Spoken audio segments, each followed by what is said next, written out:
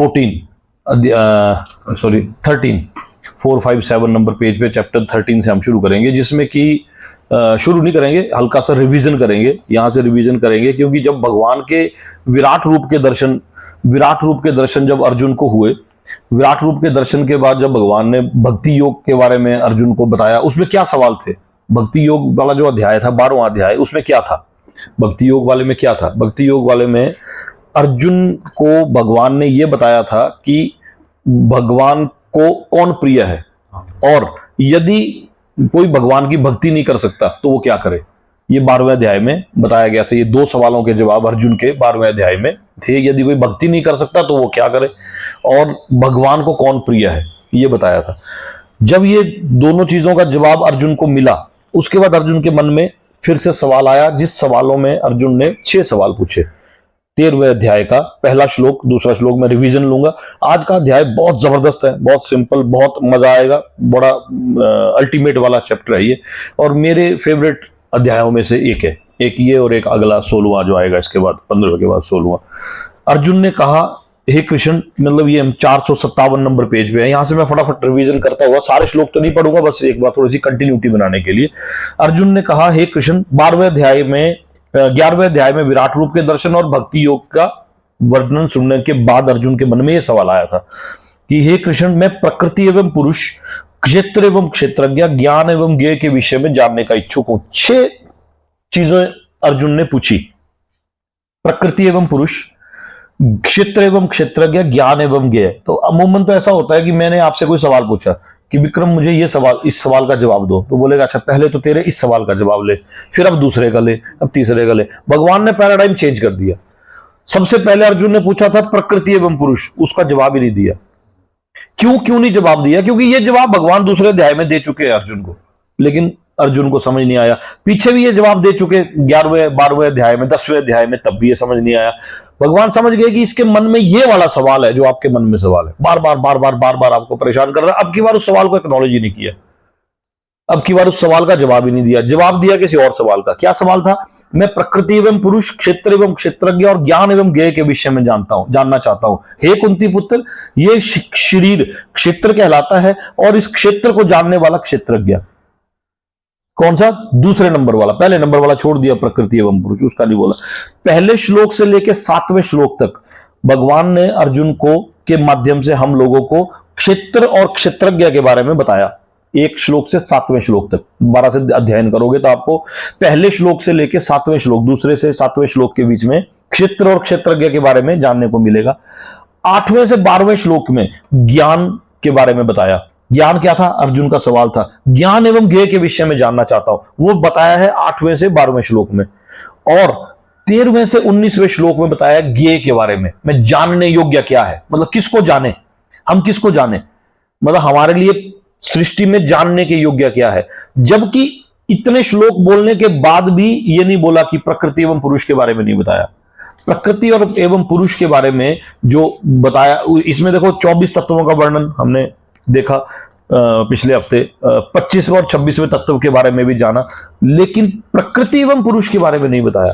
आज यहां पर जब ये अध्याय लगभग खत्म होने की स्टेज पे था, लास्ट के 2-3 श्लोकों में मैंने कल बोला था आपको, एक हम 30वें नंबर श्लोक से शुरू करेंगे। 30 श्लोक नंबर 30 है, 485 नंबर पेज पे। ये होता है जानने योग्य, किसको जान लिया, किसको जानना है, और जानने योग्य क्या है। आप जानते क्या हो, ज्ञान क्या है आपको, ये हो गया जानने योग्य। उसको जान लिया तो वो ज्ञान हो गया, वो ज्ञान हो गया। आपको एक्चुअल में किसके बारे में जानना है? अगर आपको पहले तो यही नहीं पता है आपको कि आपको पढ़ना क्या है, अगर आपको ये पता लग गया कि आपको पढ़ना है लेकिन आप फिर भी नहीं पढ़ रहे, तो फिर आप ज्ञान और ज्ञेय की दोनों की स्टेजेस को नहीं पार कर रहे हो, क्रॉस नहीं कर रहे हो ना। जानना क्या है और जानना कैसे है, उसके बारे में। तो 30वें श्लोक में था कि जो ये 485 नंबर पेज है, जो ये देखता है कि सारे कार्य शरीर द्वारा संपन्न किए जाते हैं, जिसकी उत्पत्ति प्रकृति से हुई है, और जो ये देखता है कि आत्मा कुछ भी नहीं करता, वही यथार्थ में देखता है। इसके तात्पर्य में हम थे ये शरीर परमात्मा के निर्देशानुसार प्रकृति द्वारा बनाया गया है और मनुष्य के शरीर में जितने भी कार्य संपन्न होते हैं वे उसके द्वारा नहीं किए जाते। मनुष्य जो भी करता है चाहे सुख के लिए करे या दुख के लिए करे वह शारीरिक रचना के कारण उसे करने के लिए बाध्य होता है, लेकिन आत्मा इन शारीरिक कार्यों से विलग होता है, यानी कि डिफरेंट होता है। ये शरीर मनुष्य को पूर्व इच्छाओं के आधार अनुसार प्राप्त होता है। ये जो हमें शरीर, हमें या जानवरों को, जो भी पक्षी, पेड़ पौधे, पक्षु, जो भी शरीर जिसको प्राप्त हुआ ये पूर्व इच्छाओं के अनुसार प्राप्त होता है। एक तरह के शरीर एक यंत्र है, एक तरह से शरीर एक यंत्र है जिसे परमेश्वर ने इच्छाओं की पूर्ति के लिए निर्मित किया है। इच्छाओं के कारण ही मनुष्य दुख भोगता है या सुख पाता है। इच्छाओं के कारण ही मनुष्य दुख भोगता है और सुख पाता है। जब जीव में ये दिव्य दृष्टि उत्पन्न हो जाती है तो वह शारीरिक कार्यों से पृथक हो जाता है, डिफरेंट हो जाता है। जिसमें ऐसी दृष्टि आ जाती है वही वास्तविक दृष्टा है। श्लोक क्या था? जो ये देखता है कि सारे कार्य शरीर द्वारा संपन्न किए जाते हैं, जिनकी उत्पत्ति प्रकृति से हुई है, और जो ये देखता है कि आत्मा कुछ भी नहीं करता, वही यथार्थ में देखता है। इसके लिए मैं थोड़ा सा आपको पीछे ले जाऊंगा, 6ठे अध्याय पर, अगर आप खोल पाए 6ठा अध्याय।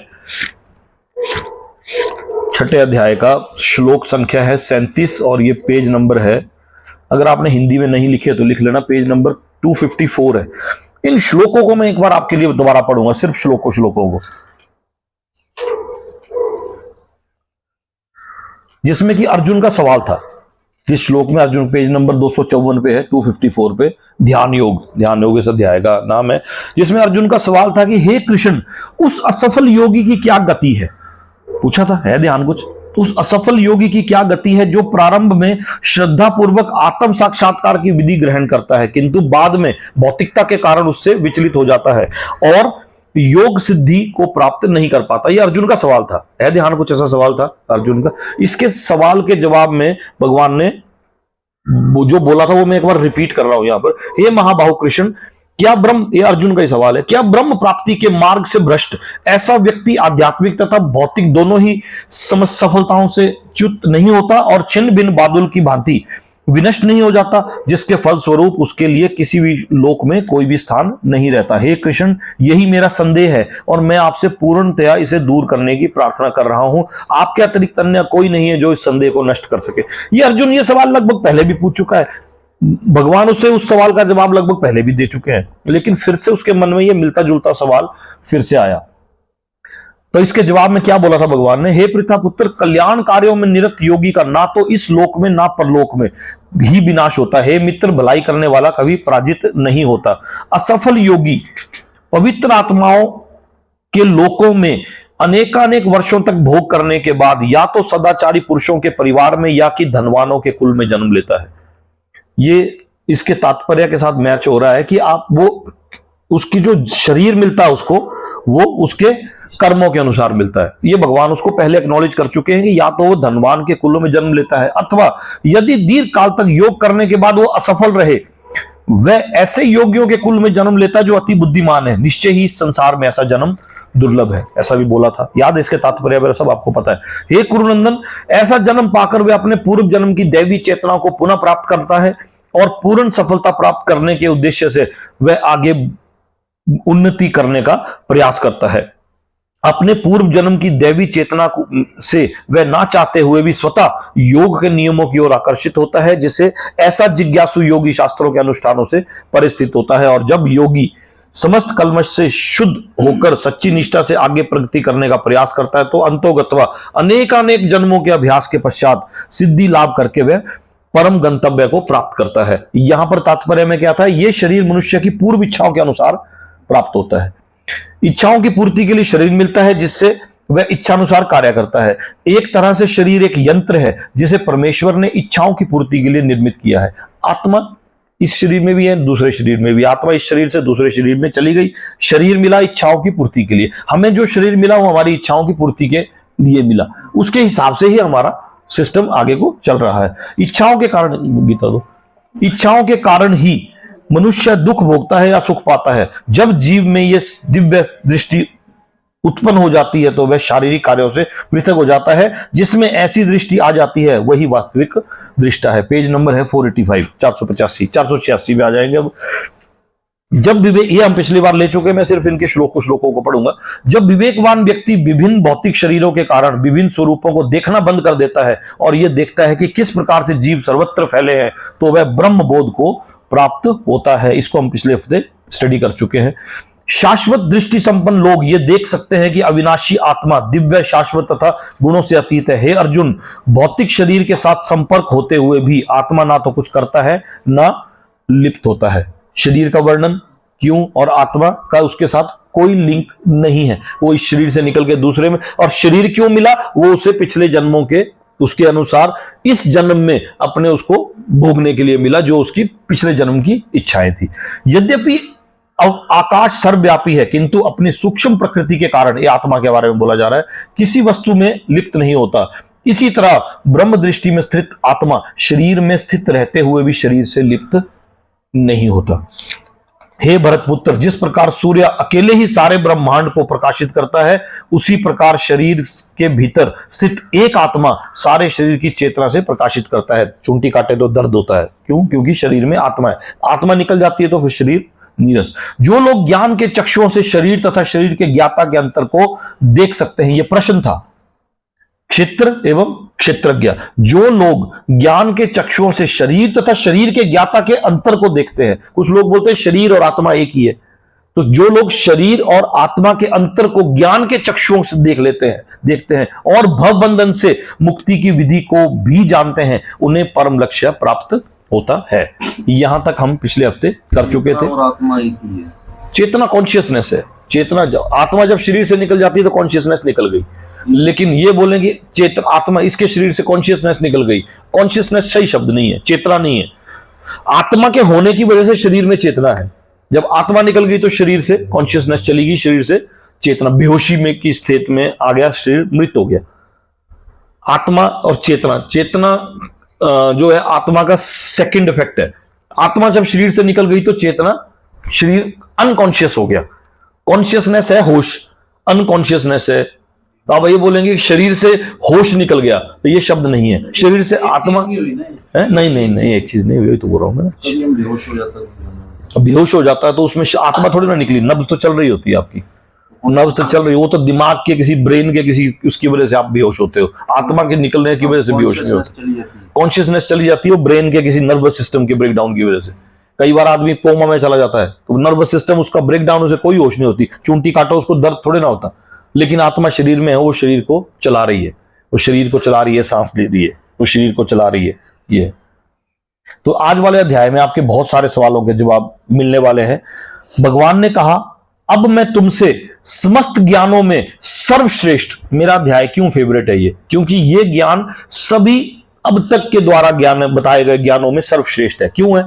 अब मैं तुमसे समस्त ज्ञानों में सर्वश्रेष्ठ इस परम ज्ञान को पुनः कहूंगा, जिसे जान लेने पर समस्त मुनियों ने परम सिद्धि प्राप्त की। प्रकृति के तीन गुण, गुण का एक मतलब होता है रस्सी, एक मतलब होता है क्वालिटी। गुण रस्सी को भी बोलते हैं, और गुण का मतलब होता है क्वालिटी। गुण प्रकृति के तीन गुण हो गया ये वाला, और एक गुण हो गया रस्सी। तो प्रकृति के तीन गुण, एक गुण हो गया क्वालिटी, और एक अगर गुण को गुण लग गया तो वो हो गया रस्सी। दोनों मतलब है। अब इसको आप छोटी ऊ लगा देंगे तो गुण हो गया, अगर वो लगा देंगे तो रस्सी हो गया। अब यहां पर भगवान ने कहा कि इस ज्ञान को पुनः कहूंगा। ऐसा क्यों कहा पुनः कहूंगा? क्योंकि ये ज्ञान पहले भी दे चुके हैं। कब दे चुके हैं? 9वें अध्याय के पहले और दूसरे श्लोक में, पेज नंबर 325 पे आओ आप।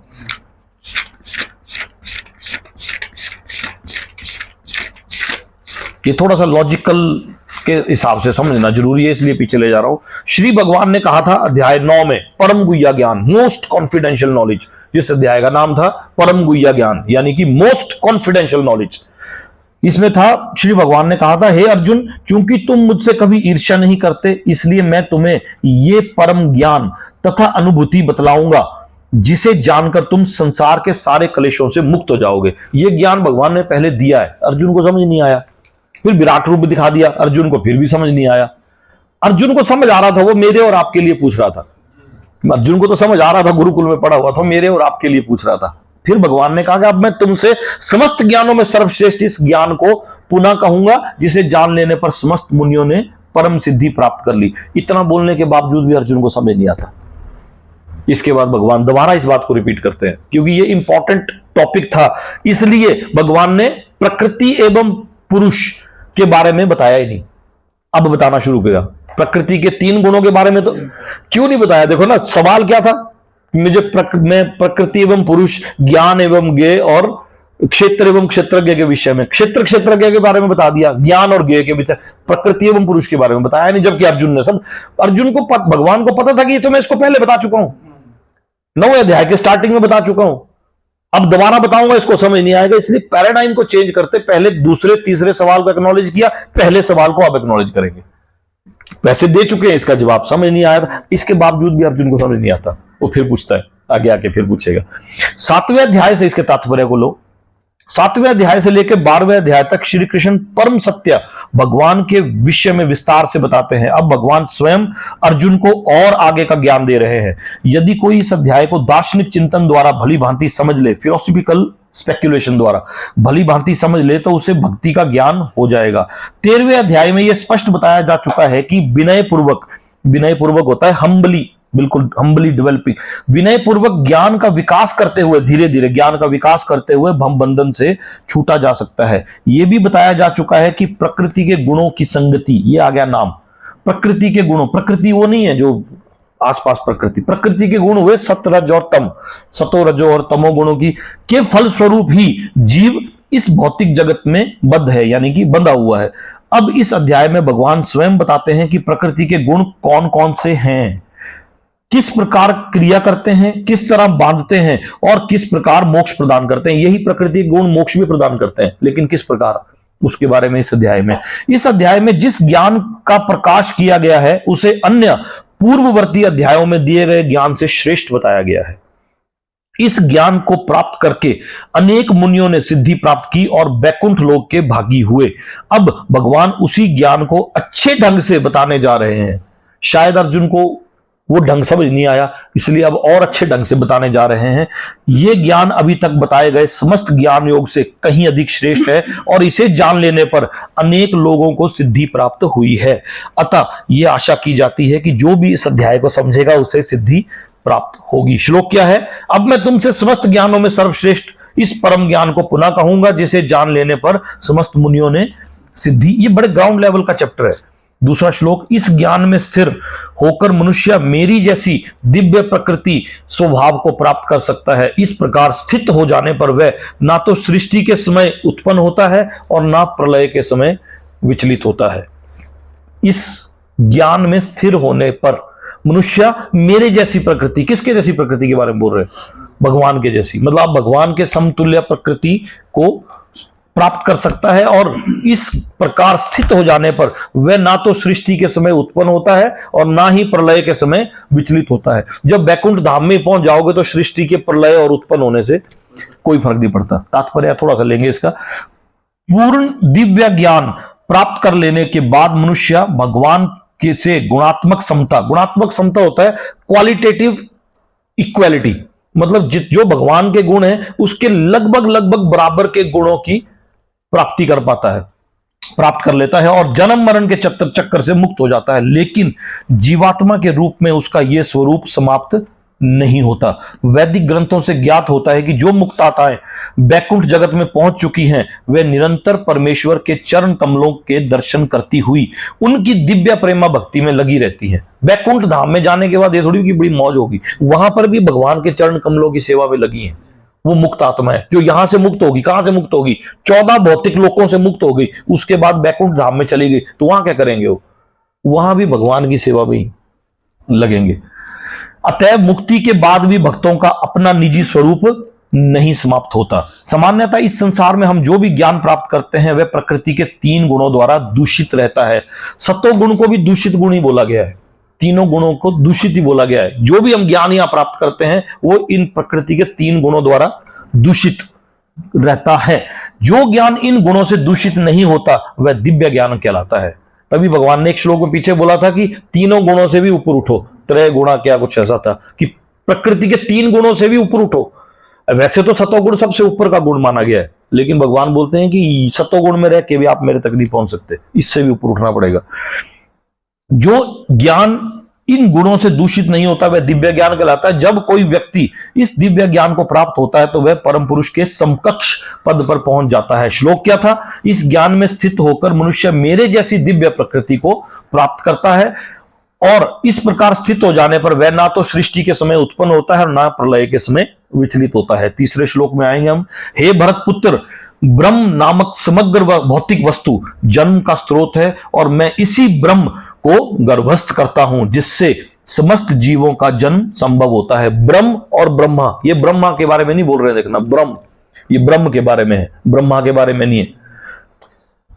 Total material substance called Brahma is the source of birth, यानी कि हे भरत पुत्र, ब्रह्म नामक समग्र भौतिक वस्तु जन्म का स्रोत है, और मैं इसी ब्रह्म को गर्भस्थ करता हूं जिससे समस्त जीवों का जन्म संभव होता है। ये समझ नहीं आएगा, क्वेश्चन में था ये। देखो, ये संसार की व्याख्या है कि कुछ घटित होता है वह शरीर, क्षेत्र तथा क्षेत्रज्ञ के संयोग से होता है। ये क्षेत्र और क्षेत्रज्ञ के बारे में बताया था। ये संसार की व्याख्या है कि जो कुछ भी घटित होता है वो शरीर तथा आत्मा के संयोग से होता है। अब शरीर और आत्मा दोनों पृथक है, ये क्लियर हो चुका है, अलग है, अलग है ना। तो जो कुछ भी होता है इनके संयोग से होता है। शरीर जब आत्मा से मिलती है तो वो शरीर से वो काम करवाती है, आत्मा नहीं करती वो काम, ना आत्मा शरीर से करवा रही है। जब शरीर के साथ, उसकी संगति के साथ जब वो मिलता है तो वो प्रकृति के गुणों के आधार पर जो उसको शरीर मिला हुआ है उसके बेस पर, पेज नंबर है 491, प्रकृति और जीव का ये संयोग स्वयं भगवान द्वारा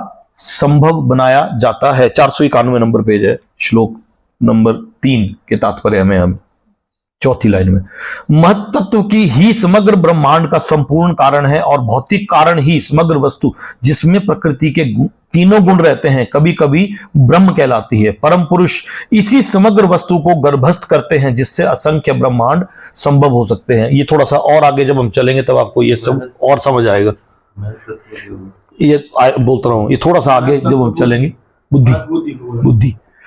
हे कुंती पुत्र, तुम ये समझ लो कि समस्त प्रकार के जीव योनियां इस भौतिक प्रकृति के जन्म द्वारा संभव है, और मैं उनका बीज प्रदाता पिता हूं। एक बीज प्रदहम क्या पिता, ये बड़ा फेमस जैसा श्लोक है ये, है ना। क्या है? तासाम ब्रह्मा, क्या अपने जी? हाँ, ब्रह्म नाम रूपम अन्नम न जायते। हाँ, बीजम, बीज प्रदातम पिता, संस्कृत वाला जो दूसरी लाइन है देखो, तासम ब्रह्मा, श्लोक 4 की, तासम ब्रह्मा महद ज्योतिर्निरहं बीज प्रदापिता। हाँ, ये बड़ी फेमस जैसा श्लोक है ये।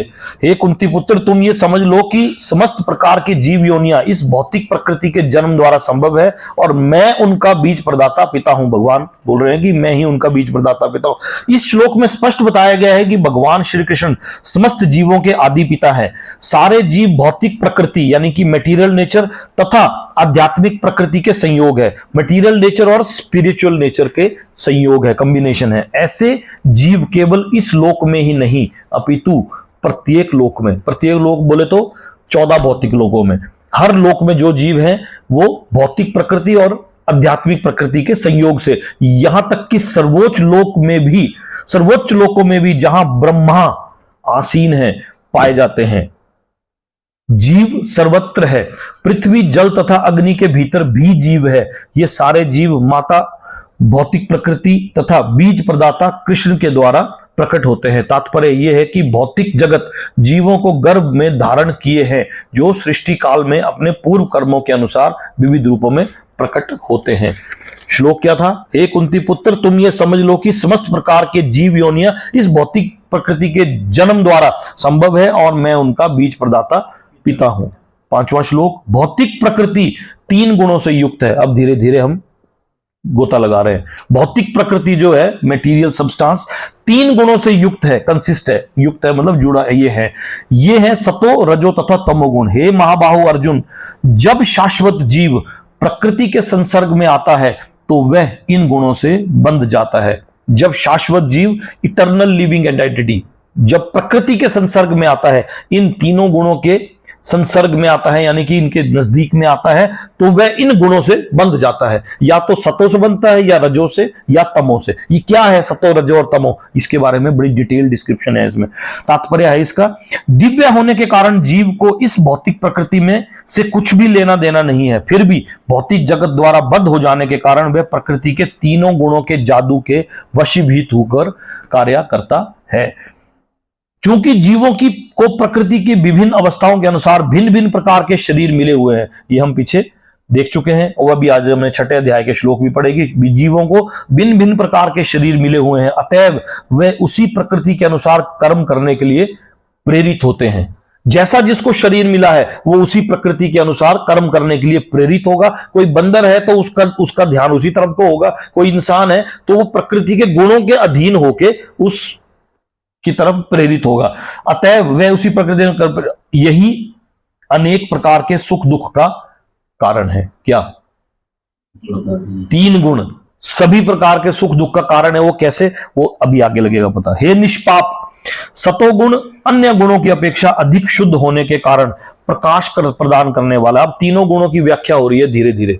सतोगुण में क्या होता है, रजो में क्या होता है, तमो में। सतो में क्या करता है इंसान, रजो में क्या करता है, तमो में। सतो वाला कैसा होता है, रजो वाला कैसा होता है, तमो वाला। अब सबसे पहले शुरुआत कर रहे हैं भगवान सतोगुण की, जो कि अन्य गुणों की अपेक्षा अधिक शुद्ध होने के कारण प्रकाश प्रदान करने वाला है। सतोगुण प्रकाश प्रदान करने वाला है। लाइट के पीछे हुआ था एक प्रकाश का मार्ग, एक अंधकार का मार्ग था।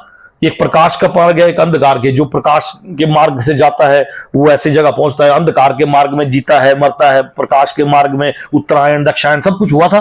विक्रम है याद, कुछ कुछ आया था, ये आया था, कुछ कुछ याद आया था। तो यहां बोला है कि सतोगुण अन्य गुणों की अपेक्षा अधिक शुद्ध होने के कारण प्रकाश प्रदान करने वाला है और मनुष्य को सारे पाप कर्मों से मुक्त करने वाला है। कौन सा गुण? सतोगुण। जो लोग इस गुण में स्थित होते हैं वे सुख तथा ज्ञान के भाव से बंध जाते हैं। तात्पर्य, प्रकृति द्वारा बद्ध किए गए जीव कई प्रकार के होते हैं। कोई सुखी है और कोई अत्यंत कर्मठ, कोई हैप्पी है और कोई वेरी एक्टिव। कर्मठ हुआ वेरी एक्टिव, बहुत एक्टिव है। तो दूसरा असहाय है, एक हेल्पलेस है। इसे बोला गया है तमोगुणी लोग, या अभी आएगा डिटेल में आगे। इस प्रकार के मनोभाव ही प्रकृति में जीव की वृद्धावस्था के कारण स्वरूप है। भगवत गीता के इस अध्याय में इसका वर्णन हुआ है कि किस प्रकार भिन्न भिन्न प्रकार से बद्ध है, कि वे किस प्रकार, how they are differently conditioned, किस प्रकार से। 493 नंबर पेज है। सर्वप्रथम सतोगुण पर विचार किया गया है। इस जगत में सतोगुण विकसित करने का लाभ यह होता है कि मनुष्य अन्य बद्ध जीवों की तुलना में अधिक चतुर हो जाता है। सतोगुण विकसित करने से मनुष्य दूसरे गुणों के मुकाबले अधिक चतुर हो जाता है। सतोगुणी पुरुष को भौतिक कष्ट उतना पीड़ित नहीं करते और उसमें भौतिक ज्ञान की प्रगति करने की सूझ होती है। और इसका प्रतिनिधि कौन है? इसका प्रतिनिधि ब्राह्मण। सतोगुण ब्राह्मण का मेन गुण, मुख्य गुण माना गया है। जो ब्राह्मण है उसमें यह गुण प्राय पाया जाता है, जो कि सबसे उच्च वर्ग का गुण माना गया है। इसका प्रतिनिधि ब्राह्मण इसका प्रतिनिधि ब्राह्मण है, जो सतोगुणी माना जाता है। सुख का यह भाव इस विचार के कारण है कि सतोगुण में पाप कर्मों से प्राय मुक्त रहा जाता है। सतोगुण में पाप कर्मों से मुक्त रहा जाता है, तो ब्राह्मण ज्यादातर पाप कर्मों से मुक्त ही होते हैं, मुक्त ही माने जाते हैं। और वास्तव में वैदिक साहित्य में यह कहा गया है कि सतोगुण का अर्थ ही है अधिक ज्ञान तथा सुख का अधिकाधिक अनु। ब्राह्मण ज्यादातर ज्ञान प्रसार करने में, ज्ञान ग्रहण करने में, ज्ञान बांटने में, इसी में लिप्त रहते हैं। पठन पाठन इसी में व्यस्त रहते हैं सतोगुणी लोग। सतोगुणी कौन? ब्राह्मण। इसका एग्जाम्पल में सबसे सटीक ब्राह्मण, इसका एग्जाम्पल ब्राह्मण को दिया गया। सारी कठिनाई यह है कि जब मनुष्य सतोगुण में स्थित होता है तो उसे ऐसा अनुभव होता है कि वह ज्ञान में आगे है और अन्यों की अपेक्षा श्रेष्ठ है। यह एक कठिनाई है। ये कठिनाई के बारे में बताया गया कि सारी कठिनाई सतोगुण में क्या है कि जब मनुष्य सतोगुण में स्थित होता है तो उसे ऐसा अनुभव होता है, उसे ऐसा लगता है कि वह ज्ञान में आगे है और अन्यों की अपेक्षा श्रेष्ठ है। बाकी लोग उतना नहीं जानते जितना मैं जानता हूं। इस प्रकार वह बद्ध हो जाता है। सतोगुणी आदमी कहां फंसता है? इसीलिए वो बद्ध होता है। वो उससे ऊपर का ज्ञान लेना ही नहीं चाहता। वो बोलता है कि मेरे पास जो ज्ञान है वो तो सर्वश्रेष्ठ है, सर्वश्रेष्ठ है, इससे ऊपर का ज्ञान है ही नहीं। मैंने सारे वेद, सारे पुराण, सारे शास्त्र, सब कुछ तो पढ़ लिए, कंठस्थ है, जवानी याद है, मुझे इससे ज्यादा की तो जरूरत ही नहीं।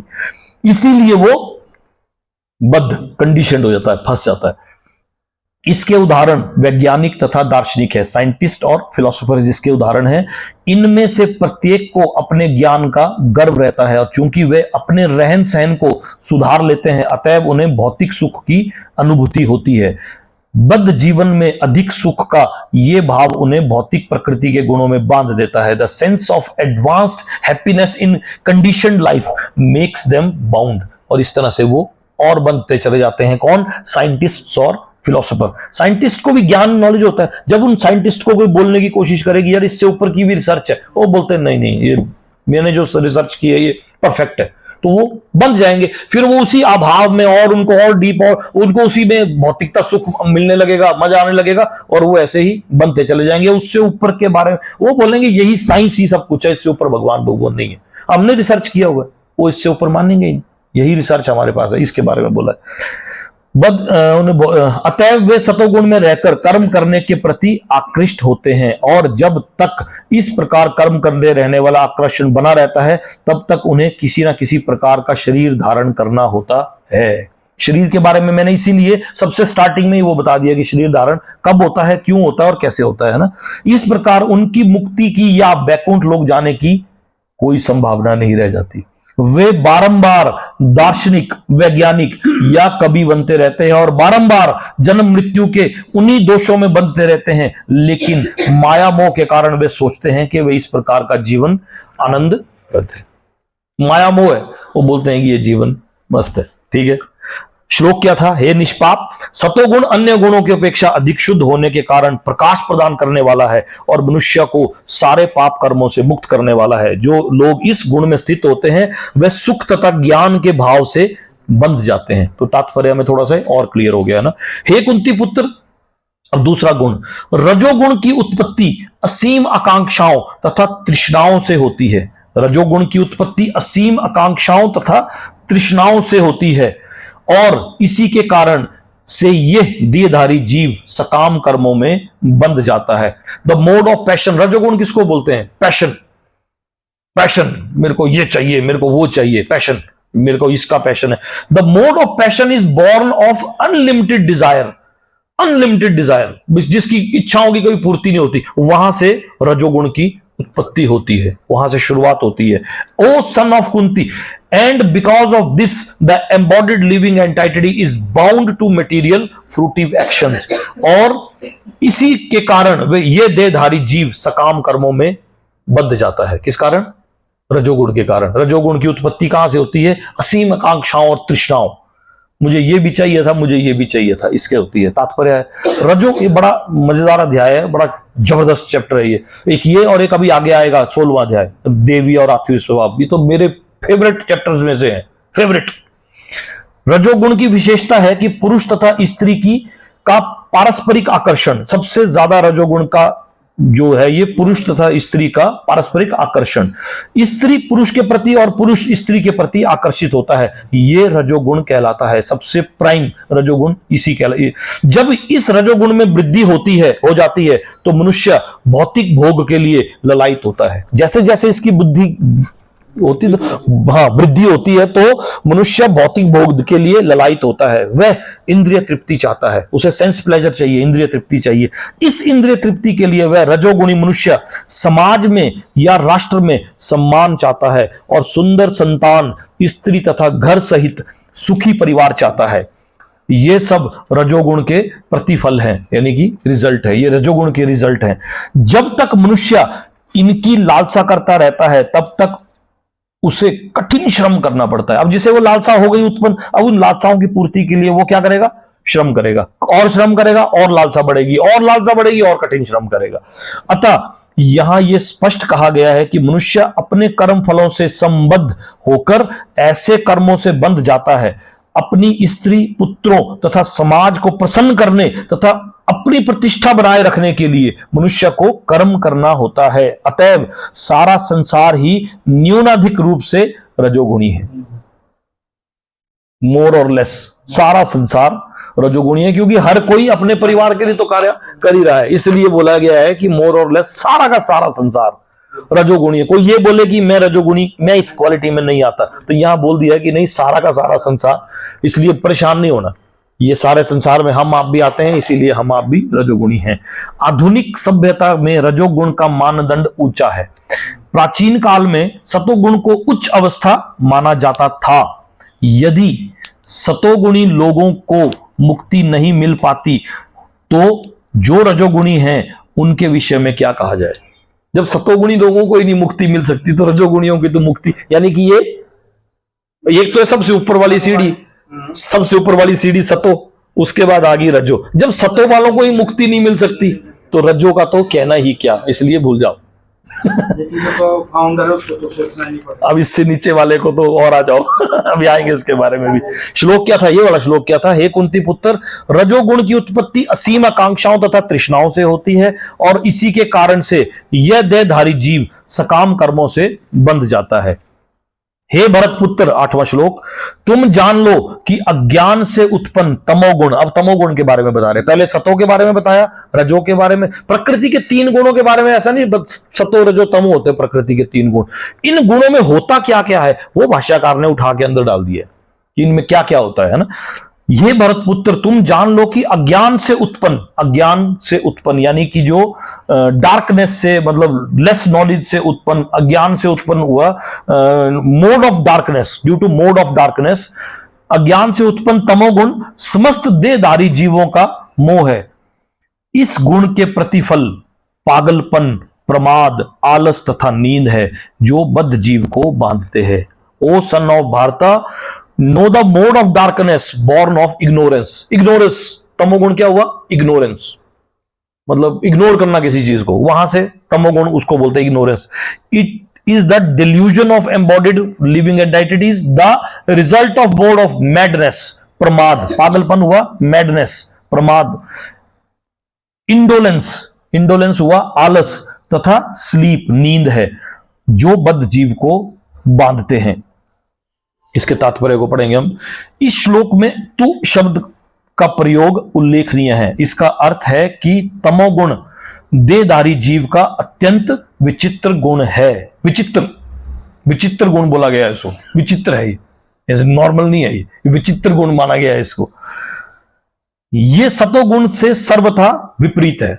रजोगुण बीच में है, सतोगुण, रजोगुण और तमोगुण ये इससे बिल्कुल विपरीत है, सतोगुण से बिल्कुल विपरीत है, बिल्कुल उल्टा है। सतोगुण में ज्ञान के विकास से मनुष्य यह जान सकता है कि कौन क्या है, लेकिन तमोगुण तो इससे सर्वथा विपरीत है। सतोगुण के विकसित होने से हमें यह पता चल सकता है जैसे जैसे कि कौन क्या है।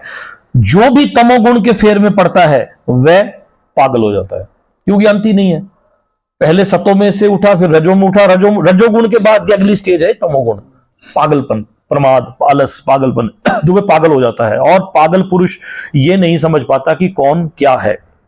वह प्रगति करने के बजाय अधोगति को प्राप्त होता है, एलिवेट करने के बजाय वो डिग्रेड प्राप्त होता है। वैदिक साहित्य में तमोगुण की परिभाषा इस प्रकार दी गई है। अज्ञान के वशीभूत होने पर कोई मनुष्य किसी वस्तु को यथारूप में नहीं समझ पाता। यथारूप हुआ एज इट इज, जैसे ये बोलते हैं भगवत गीता यथारूप लिखा है, यहाँ देखो यथारूप, भगवत गीता यथारूप, तमोगुणी। कई साइंटिस्ट भी हो जाते हैं दो तमोगुणी है ना, वो तो बता ही गया। रजोगुण के बाद वो जब वो ऐसे पहले सतोगुणी होते हैं, उनको अपने ज्ञान का गर्व होता है, तो वो रजोगुण की तरफ चले जाते हैं, वो धीरे धीरे उन चीजों के आदी हो जाते हैं, फिर वो रजोगुणी हो जाते हैं। रजोगुणी के बाद वो पागल हो जाते हैं। होते साइंटिस्ट पागल तो हो जाते हैं, कई होते नहीं साइंटिस्ट, कई पागल हो जाते हैं। तो उनके बारे में ये स्टेप बाय स्टेप है, ये स्टेप बाय स्टेप है। डिग्रेड होता है आदमी सतोगुण से धीरे धीरे रजो में धीरे धीरे तमो में। अज्ञान के वशीभूत होने पर कोई मनुष्य किसी भी वस्तु को यथारूप में नहीं समझ पाता। उदाहरणार्थ, प्रत्येक व्यक्ति देखता है कि उसका बाबा मरा है, अतएव वह भी मरेगा।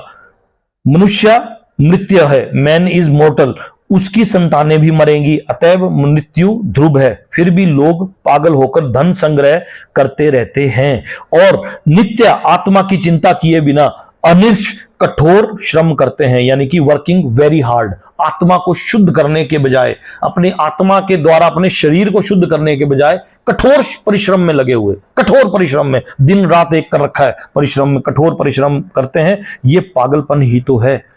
अपने पागलपन में वे आध्यात्मिक ज्ञान में कोई उन्नति नहीं कर पाते। ऐसे लोग अत्यंत आलसी होते हैं। जब उन्हें आध्यात्मिक ज्ञान में सम्मिलित होने के लिए आमंत्रित किया जाता है, ये जैसे आध्यात्मिक ज्ञान में सम्मिलित होने के लिए जब उन्हें आमंत्रित किया जाता है तो वे अधिक रुचि नहीं दिखाते। कौन? तमोगुणी। वे रजोगुणी व्यक्ति की तरह भी सक्रिय नहीं रहते। रजोगुणी आदमी एक्टिव रहता है, बहुत एक्टिव रहता है, लेकिन वो रजोगुणी व्यक्ति की तरह सक्रिय भी नहीं रहते। अतएव तमोगुण में लिप्त व्यक्ति का एक अन्य गुण ये भी है, वह आवश्यकता से अधिक सोता है। 6 घंटे की नींद पर्याप्त है, लेकिन ऐसा व्यक्ति दिन भर में 10 से 12 घंटे सोता है। ऐसा व्यक्ति सदैव निराश प्रतीत होता है और भौतिक द्रव्यों तथा निद्रा के प्रति व्यसनी बन जाता है। यह है तमोगुणी व्यक्तियों के लक्षण। भौतिक द्रव्य हुआ addicted to intoxication and sleeping. ऐसा व्यक्ति नशा करेगा, नशा करने के बाद सोएगा, सोएगा बाद नशा करेगा, नशा करने का एडिक्टेड, भौतिक द्रव्यों तथा निद्रा के प्रति व्यसनी बन जाता है। वो ऐसे बन जाता है, एडिक्टेड बन जाता है। श्लोक क्या था? हे भरतपुत्र, तुम जान लो कि अज्ञान से उत्पन्न तमोगुण। इन श्लोकों को पढ़ते हुए कई तरह के एग्जाम्पल याद आएंगे, पर मेरी कोशिश ये है कि कोई भी एग्जाम्पल कोट ना करूं, जो उसमें लिखा है शब्द दर शब्द वही एग्जाम्पल आप अपने मन में गुनाबाद करते रहना, ठीक है? क्योंकि अगर एग्जाम्पल्स कोट करेंगे तो पर्सनल हो जाएगा, है ना, पर्सनल हो जाएगा। हे भरतपुत्र, तुम जान लो कि अज्ञान से उत्पन्न तमोगुण समस्त देहधारी जीवों का मोह है।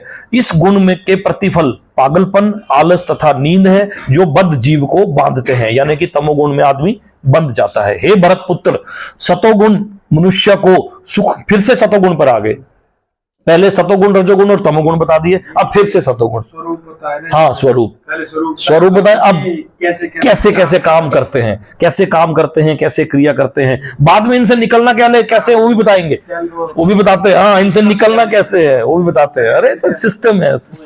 तभी तो बोलते हैं कि 12 से 18 प्रैक्टिकल इंप्लीमेंटेशन है। इसको प्रैक्टिकल इंप्लीमेंट कैसे करना? अभी तो है कि अभी आप कहाँ हैं, जाना कहाँ है वो भी पता लग गया, जाओगे कैसे ये तो पहले तो पता होना चाहिए ना कि आपकी एक्चुअल स्टेज क्या है। तो आओ, हे भरतपुत्र, सतोगुण मनुष्य को सुख में बांधता है, रजोगुण सकाम कर्म में बांधता है और तमोगुण मनुष्य को के ज्ञान को ढककर उसे पागलपन से बांधता है। यानी कि सतोगुणी मनुष्य जो है वो संतुष्ट, आपको संतुष्ट देखेगा, एवर सेटिस्फाइड, ऑलवेज सेटिस्फाइड। रजोगुण सकाम कर्म से, वो इच्छाओं में, आज मुझे ये चाहिए, कल मुझे वो चाहिए, परसों मुझे ये चाहिए। और तमोगुण मनुष्य के ज्ञान को ढककर उसे पागलपन में बांधता है। वो ऐसी हरकतें करेगा जो कि जिसका कि ज्ञान से भी कोई लेना देना नहीं है, और वो पागलपन वाली हरकतें करेगा। पागलपन वाली हरकतें मतलब कपड़े फाड़ने वाली हरकतें नहीं है, कोई ऐसी हरकतें जो पागल माइंड में वो पागल वही है जो सड़क में नंगा घूम रहा है, वही पागल। जो हरकतें कोई किसी की पागलों वाली है, मेंटली डिस्टर्ब्ड वाली, तो वो तमोगुणी है।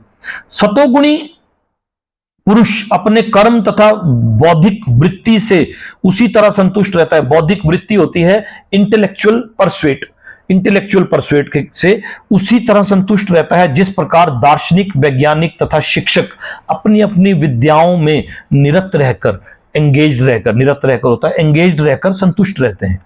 कौन? वैज्ञानिक, शिक्षक, दार्शनिक, फिलोसोफर, वैज्ञानिक और शिक्षक अपनी अपनी विद्याओं में निरत रहकर संतुष्ट रहते हैं। वो बोलते हैं कि जितना ज्ञान हमारे पास है वो सफिशिएंट है, हमने सारा ब्रह्मांड का ज्ञान ले रखा है, हमें इससे ऊपर के ज्ञान की आवश्यकता नहीं है, वो सेटिस्फाइड है। तो वो सतोगुणी लोग वैसे सेटिस्फाइड रहते हैं, वो सेटिस्फाइड है, ठीक है। उनको बाकियों के मुकाबले, रजोगुणियों के मुकाबले तो ज्ञान उनको है ही है, तमोगुणियों के मुकाबले तो बहुत ज्यादा ज्ञान है, लेकिन उतना ज्ञान नहीं है कि वो बैकुंठ धाम तक पहुंच सके, पर ब्रह्म से ऊपर, पर ब्रह्म से भी ऊपर बैकुंठ धाम तक पहुंच सके, वो ज्ञान नहीं है। तो वो निरत होकर संतुष्ट रहते हैं। रजोगुणी व्यक्ति कैसे रहता है संतुष्ट? रजोगुणी व्यक्ति सकाम कर्म में लग सकता है, वह यथासंभव धन प्राप्त करके उसे उत्तम कार्यों में व्यय करता है। रजोगुणी व्यक्ति धन संपन्न करता है और उसे उत्तम कार्यों में, वो अपने आप को जस्टिफाई करता है कि मैं धन कमा रहा हूं तो मैं तभी तो मंदिरों में दान कर पा रहा हूं, धन ही नहीं कमाऊंगा तो कहां से दान करूंगा, तुम्हारी तरह बैठ जाऊंगा माला जपने तो फिर कहां से कमाऊंगा, तभी तो दूंगा, तो वो ऐसे अपने आप को सर्टिफिकेट। कभी कभी वह अस्पताल खोलता है और धर्मार्थ संस्थाओं को दान करता है, चैरिटी इंस्टीट्यूशंस को दान करता है। ये लक्षण है रजोगुणी व्यक्ति के। लेकिन तमोगुण तो ज्ञान को ढक लेता है। तमोगुण में रहकर मनुष्य जो भी करता है वह ना तो उसके लिए ना किसी अन्य के लिए हितकर होता है, ना तो उसके अपने लिए भी फायदेमंद नहीं होता, दूसरों के लिए तो कभी वो फायदेमंद होगा ही नहीं, अपने लिए भी फायदेमंद नहीं होता।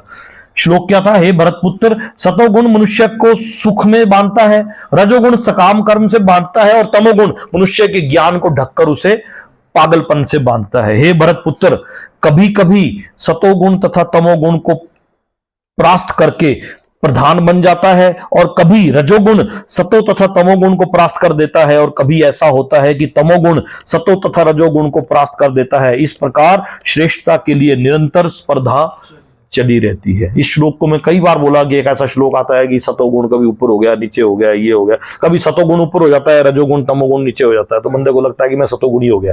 कभी तमोगुण ऊपर हो जाता है, रजो और तमो सतो नीचे हो जाते हैं। तो ऐसा ये स्पर्धा है, जैसे कांटे का तकड़ी है, उसमें आप इधर वो डालो वो बढ़ जाता है, उधर डालेंगे नहीं, वो ये चला रहता है। निरंतर स्पर्धा, निरंतर स्पर्धा हुआ, कंटिन्यूअस फाइट किसमें चली हुई है? प्रकृति के तीनों गुणों में, अपने अंदर ही चली हुई है फाइट। हे भरतपुत्र, कभी कभी सतोगुण रजोगुण तथा तमोगुण को परास्त कर देता है, डिफीट कर देता है और प्रोमिनेंट प्रधान बन जाता है, तो कभी रजोगुण सतो तथा तमोगुण को परास्त कर देता है और कभी ऐसा होता है कि तमोगुण सतो तथा रजोगुण को परास्त कर देता है। इस प्रकार श्रेष्ठता के लिए निरंतर स्पर्धा चली रहती है। ऑलवेज कंपटीशन फॉर सुप्रीमेसी, कि मैं प्रधान हूं, मेरा गुण प्रधान है। Always competition for supremacy. तात्पर्य है जब रजोगुण प्रधान होता है तो सतो तथा तमोगुण परास्त रहते हैं, जब सतोगुण प्रधान होता है तो रजो तथा तमोगुण परास्त रहते हैं, और जब तमोगुण प्रधान होता है तो रजो तथा सतोगुण परास्त हो जाते हैं। ये प्रतियोगिता निरंतर चलती रहती है। अतएव जो कृष्ण महावरामृत में वास्तव में उन्नति करने का इच्छुक है उसे इन तीनों गुणों को लांघना पड़ता है। प्रकृति के किसी एक गुण को की प्रधानता मनुष्य के आचरण में, उसके कार्यकलापों में, उसके खान पान आदि में प्रकट होती रहती है। कौन सा गुण है इस समय उसके अंदर, कौन सा गुण प्रधान है, ये कहां दिखेगा? ये दिखेगा उसके आचरण में, उसके कार्यकलापों में और उसके खान पीन आदि में प्रकट होती रहती है। इन सब की व्याख्या अगले अध्यायों में भी की जाएगी, लेकिन यदि कोई चाहे तो वह अभ्यास द्वारा सतोगुण विकसित कर सकता है। पिछले हफ्ते में मैंने बोला था कि कैसे वो कोशिश करे, वो गोल गोल कराया था मैंने, बड़ा बड़ा डाक करो, इसको प्रैक्टिस करो, देखो प्रैक्टिस करो। इन 20 में आप कहां स्टैंड करते हो?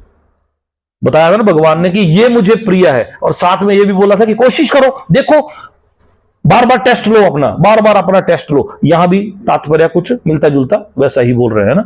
इन सब की व्याख्या अगले अध्यायों में, लेकिन रजोगुण, अच्छा, इस प्रकार से रजोगुण विकसित करके तमो तथा सतोगुण को परास्त कर सकता है, अथवा कोई चाहे तो तमोगुण को विकसित करके रजो तथा सतोगुण को परास्त कर सकता है।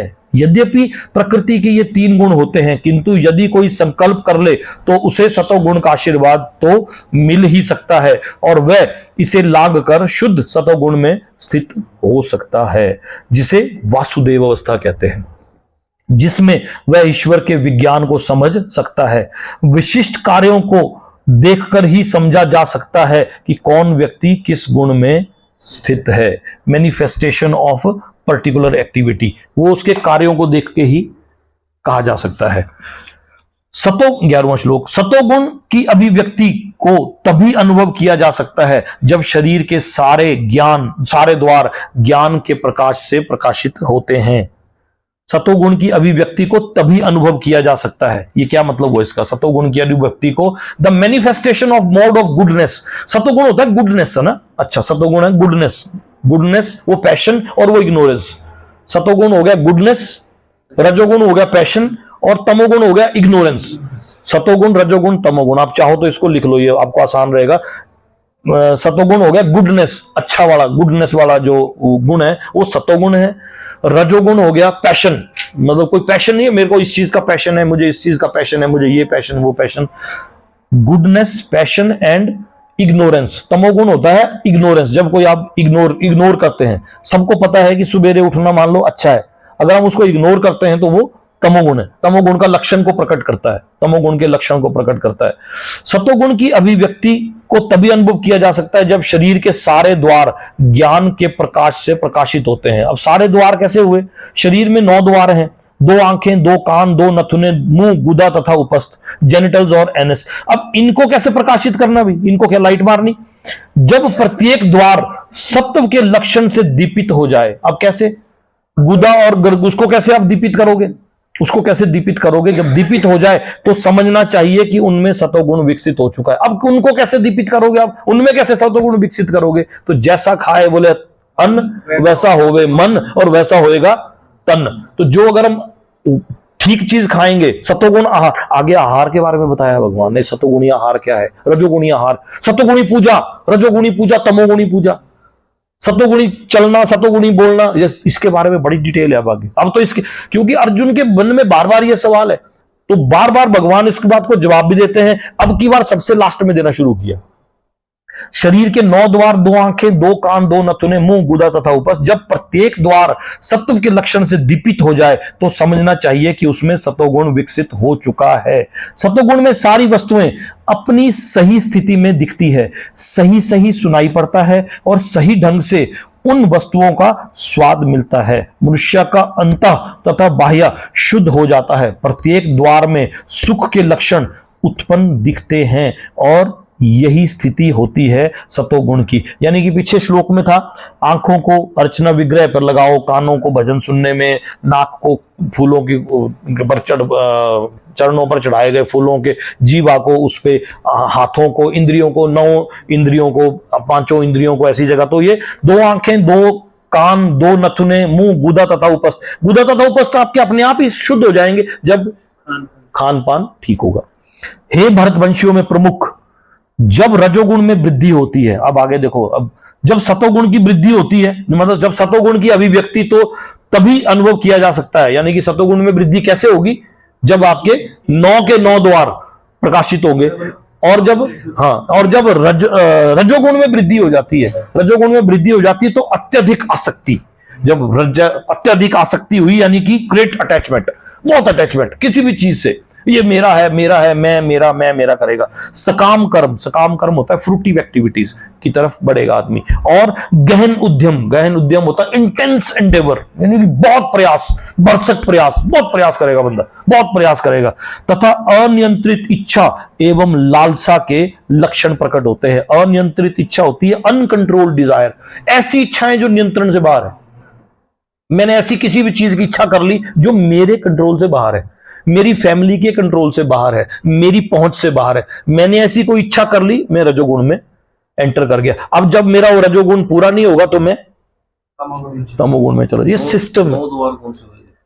2 ये लिखा देखो, 2 आंखें, 2 कान, 4 हो गए, 2 नथुने 6 हो गए, 1 मुंह 7 हो गए, 1 गुदा और 1 उपस्थ।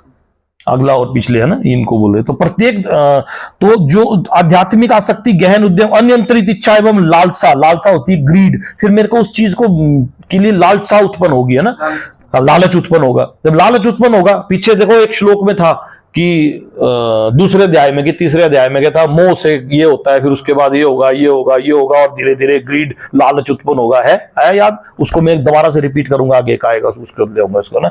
रजोगुणी व्यक्ति कभी भी पहले से प्राप्त पद से संतुष्ट नहीं होता, वह अपना पद बढ़ाने के लिए ललायत रहता है। यदि उसे मकान बनवाना है तो वह महल बनवाने के लिए भरसक प्रयत्न करता है, मानो वह उस महल में सदा रहेगा। सदा रहेगा मतलब जन्म जन्मांतर तक रहेगा। वह इंद्रिय तृप्ति के लिए अत्यधिक लालसा विकसित कर लेता है, इंद्रिय तृप्ति के लिए, इच्छाओं को पूर्ति करने के लिए और लालसा और लालसा और लालसा उत्पन्न कर लेता है। उसमें इंद्रिय तृप्ति की कोई सीमा नहीं है। वह सदैव अपने परिवार के बीच तथा अपने घर में रहकर इंद्रिय तृप्ति करते रहना चाहता है, इसका कोई अंत नहीं है। इन सारे लक्षणों को रजोगुण की विशेषता मानना चाहिए। श्लोक क्या था? हे भरतवंशियों में प्रमुख, जब रजोगुण में वृद्धि हो जाती है तो अत्यधिक आसक्ति, सकाम कर्म, गहन उद्यम तथा अनियंत्रित इच्छा एवं लालसा के लक्षण प्रकट होते हैं। जब तमोगुण में वृद्धि हो जाती है तो हे कुरुपुत्र, अंधेरा, जड़ता, प्रमत्ता तथा मोह क्या प्राकट्य होता है। प्राकट्य होता है क्या? जब तमोगुण में वृद्धि होती है, यानी कि इग्नोरेंस में, इग्नोरेंस में जब वृद्धि होती है तो हे कुरुपुत्र अंधेरा यानी कि डार्कनेस, जड़ता होता है, डलपन, इनर्शिया, और प्रमत्ता तथा मोह की प्राकट्य होती है, मैडनेस और टॉक्सिकेशन। मैडनेस एंड टॉक्सिकेशन की प्रमत्ता होती है। मोह हुआ मैं और मेरा, आई एंड माइन की प्रमत्ता का प्राकट्य होता है, ये मतलब प्रकट हो जाते हैं जब तमोगुण में। जहां प्रकाश नहीं होता वहां ज्ञान अनुपस्थित रहता है। रजोगुणी व्यक्ति किसी नियम में बंद कर कार्य नहीं करता, वह अकारण ही अपनी सनक के अनुसार कार्य करता है। आज मेरा मन है तो जाऊंगा, नहीं मन है तो नहीं जाऊंगा, आज मेरा मन है तो करूंगा, नहीं मन है तो नहीं करूंगा। वो सनक कौन करता है ऐसा? तमोगुणी व्यक्ति। वो किसी नियम में बंद के कार्य नहीं करता, किसी भी नियम में बंद के कार्य नहीं करता कि ये नियम है, इस नियम का मैंने पालन करना है। वह अकारण ही अपनी सनक के अनुसार कार्य करना चाहता है, यद्यपि उसमें कार्य करने की क्षमता होती है। ऐसा नहीं है कि उसमें क्षमता नहीं होती, क्षमता तो होती है, किंतु वह परिश्रम नहीं करता। कष्ट होगा, सतोगुण में कार्य करने में तो कष्ट होगा ना, तो वो कष्ट नहीं करता। क्षमता उसमें होती है लेकिन वो कष्ट नहीं करता, ये मोह कहलाता है। यद्यपि चेतना रहती है लेकिन जीवन निष्क्रिय रहता है, ये तमोगुण के लक्षण हैं। श्लोक क्या था? जब तमोगुण में वृद्धि हो जाती है तो हे कुरुपुत्र अंधेरा, जड़ता, प्रमत्ता तथा मोह का प्राकट्य होता है। मोह, किसी ऐसी चीज से मोह उत्पन्न हो जाएगा, आए मेरा बच्चा, मेरा प्यार, मेरा ये, मेरा दुलार, ये, उस चीज से मोह उत्पन्न हो जाएगा और जो सही चीज है उस तरह वो चीज छूट जाएगी। ऐसा वो कब तमोगुण। तो ये ऐसा नहीं कि तमोगुणी हो जाएगा, तमोगुण उत्पन्न हो जाएगा। किसी वक्त तमोगुण उत्पन्न हो गया, हो सकता है अगले ही पल उसमें सतोगुण उत्पन्न हो जाए। तो ये निरंतर स्पर्धा चली है, निरंतर। पिछली बार बोला था कि गोल करवाया था मैंने, बड़ा मैं पूरा गोला करो उसको, बड़ा बार बार हर सीढ़ी पर कोड़ोगे आप। योगारूढ़ से योगारूढ़ कौन सी सीढ़ी पे हो? वो तो भैया सब में ही होता है सर, सब में होता है। इसीलिए तो बोला तो है कि 90% से 99.9% जनता तो रजोगुणी है ही है।